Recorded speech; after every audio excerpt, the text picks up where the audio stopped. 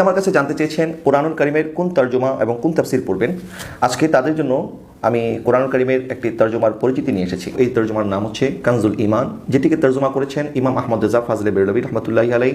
ওনার ওফাত হচ্ছে 1340 হিজরিতে। উনি আরবি থেকে উর্দুতে এটি তর্জমা করেছেন এবং এই উর্দু তর্জমা থেকে এখন পর্যন্ত প্রায় 25টি ভাষায় অনুদিত হয়েছে ওনার এই তর্জমাকৃত কানজুল ঈমান। তো আমি কেন কানজুল ঈমান পড়ার জন্য আপনাদেরকে বলছি, বা এই কানজুল ঈমানের মধ্যে এমন কি বৈশিষ্ট্য আছে যেটি অন্যান্য তর্জমাকৃত কিতাবের মধ্যে নেই। মনে রাখতে হবে কোরআনুল কারীম এটি এমন একটি কিতাব, আমরা যদি সরাসরি অর্থ করতে যাই, শব্দগত অর্থ, শাব্দিক অর্থ করতে গেলে অনেক সময় আমরা ভ্রান্তির মধ্যে পড়ে যেতে পারি। আমাদেরকে সিয়াক এবং সাবক, কোরআনের এই আয়াতের সাথে পূর্বের আয়াত, পরের আয়াতে কি সংশ্লিষ্টতা আছে সেটি আমাদেরকে বুঝতে হবে। এবং আরবি ভাষার একটি বৈচিত্র্য হচ্ছে আরবি একটি শব্দ বিভিন্ন অর্থ দিয়ে থাকে। যখন এই শব্দটি আল্লাহ সুবহানাহু ওয়া তাআলার শানে আসবে তখন অর্থ হবে একরকম, আবার যখন সৃষ্টির ক্ষেত্রে আসবে তখন অর্থ হয়ে যাবে ভিন্ন। এই কানজুল ঈমানের মধ্যে এই সূক্ষ্ম বিষয়গুলি খুব যত্নের সাথে উনি অর্থ করেছেন। যে অর্থটা করলে আল্লাহ সুবহানাহু ওয়া তাআলার শানের খেলাফ হবে তিনি সেই অর্থ করেননি। যে অর্থটা করলে রাসূল পাক সাল্লাল্লাহু আলাইহি ওয়াসাল্লামের শানে মানহানি হবে তিনি সেই অর্থ করা থেকে বিরত থেকেছেন। আমাদের বাংলাদেশে বহুল প্রচলিত অন্যান্য তর্জমাকৃত কোরআনের সাথে এই কানজুল ঈমানের পার্থক্য বলার আগে কয়েকটি বিষয় আপনাদেরকে মধ্যে আরজ করি। যেমন কোরআন কারীমের মধ্যে আল্লাহ সুবহানাহু ওয়া তাআলা আরেক জায়গায় ইরশাদ করছেন আল্লাহু ইয়াস্তাহজিউ বিহিম।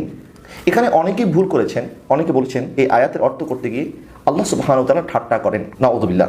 অথচ হাসি, মজাক, বিদ্রূপ, উপহাস এই শব্দগুলি আল্লাহ সুবহানাহু ওয়া তাআলার শানের খেলাফ। আল্লাহ হাযরত এখানে অনুবাদ করেছেন আল্লাহ সুবহানাহু ওয়া তাআলা তাদের সাথে ইস্তেহজা করেছেন যা আল্লাহ সুবহানাহু ওয়া তাআলার শানে শোভা পায়। এবার সুবহানাহু ওয়া তাআলা ইরশাদ করছেন ইন্নাল মুনাফিকিনা ইউখাদিউনা আল্লাহা ওয়া হুয়া খাদিউহুম। এখানে অনেকেই অর্থ করেছেন এরকম, মুনাফিকগণ প্রতারণা করেছে আল্লাহর সাথে, আল্লাহ তাদেরকে দাগা দিবেন। আবার অনেকে এভাবে বলেছেন নিশ্চয়ই মুনাফিকগণ ধোঁকা দিচ্ছে আল্লাহকে এবং তিনি ধোঁকাকারী তাদের সাথে। আবার কেউ কেউ বলেছেন মুনাফিকগণ আল্লাহকে প্রতারিত করিতে চাহে, বস্তুত তিনি তাহাদিগকে প্রতারিত করিয়া থাকেন। এরকম 8টি তর্জমা আপনারা দেখতে পাচ্ছেন। এখানে যারা যারা তর্জমা করেছেন দাগাবাজি, ধোঁকা, প্রতারণা, আল্লাহ সুবহানাহু ওয়া তাআলার শানে এই শব্দগুলি যায় না, বরং এই শব্দগুলি আল্লাহ সুবহানাহু ওয়া তাআলার শানের খেলাফ। আলা হযরত ইমাম আহমদ রেজা ফাজলে বেরলভী রহমতুল্লাহি আলাইহি উনি তর্জমা করেছেন নিশ্চয়ই মুনাফিক লোকেরা নিজেদের ধারণায় আল্লাহকে প্রতারিত করতে চায়, বস্তুত তিনি তাদেরকে অন্যমনস্ক করে মারবেন।